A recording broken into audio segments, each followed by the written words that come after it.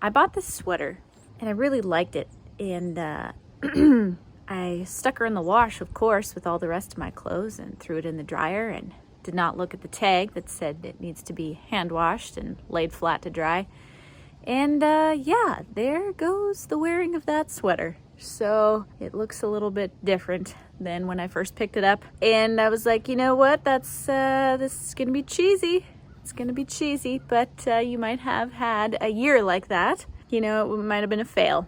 And you're like, praise the Lord that 2023 is coming and we can turn the page and this year can be done. Because to be quite honest, the majority of this life always has stuff, always has things to deal with, things that you never saw coming.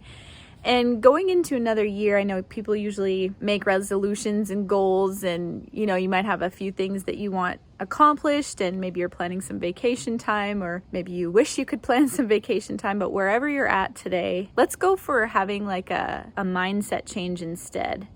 For example, don't look down on your job. Don't look down on what you do. I know there are plenty of people out there who are not CEOs of big companies, and they're not millionaires, and they're not climbing the ladder or doing massive things. And in your eyes, it may look like what you do is not much. Maybe you just stay at home and raise kids, or maybe you just, you know, you have a mindset of, I just do this. And you're tempted to compare when other people are saying, you know, you get those end of the year letters of everybody, this is what we did this year, and we flew here, and we went there, and we accomplished this. And you think, what did I do?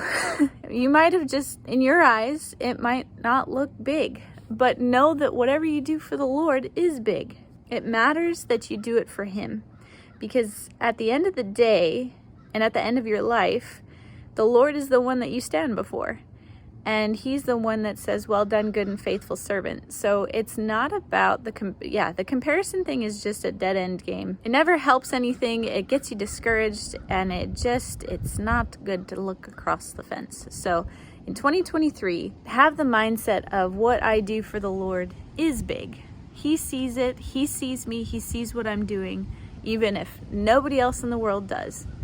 It's about pleasing Him and nobody else. So no matter what kind of job you're at, you know, maybe you're lying in a hospital bed, or you're just discouraged over something. What can you do for the Lord with what you've got right now? What can you give Him now? If you don't have mobility or the finances to do what you really want to do, what do you have right now that you can give to Him? And then another thing in addition to that would be to commit to the Lord what you're doing. Every time that you accomplish something, every time you're folding the laundry or washing the dishes, or every time you show up to work, every time that you do something, Lord, I commit this to you. I commit my day to you. I acknowledge you in what I'm doing right now, and I thank you for the ability to do it. Instead of making, you know, grandiose and massive goals that we, you know, never reach the bar on, and then it's like, well, I'm never doing resolutions again. Let's just have some different things in our minds that we can change, that God is in on, and things that you can easily think about and ponder on and talk to the Lord on, and just be open to what He has instead of what you want, you know? Be open to the things that you never thought you'd do. Be open to the places you never thought you'd go. Embrace it instead of resisting it. And just know that you're on an adventure with God, and He is well pleased with you just as you are.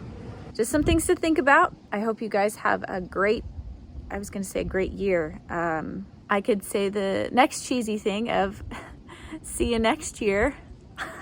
Oh, P.S. I'm going to do this too. Take out a piece of paper and write down the good things of God that have happened this year in 2022. Write down, you know, maybe you met some people, maybe you made some new friendships, new relationships, maybe you got a new job, maybe this, you know, tons of things can happen in a year. Take a piece of paper out and write down some things that have happened, and then just spend some time thanking God for that He brought you through. You're still here, you're still alive and kicking, so that's a good thing. Okay, Merry Christmas, Happy New Year, catch you on the flip side.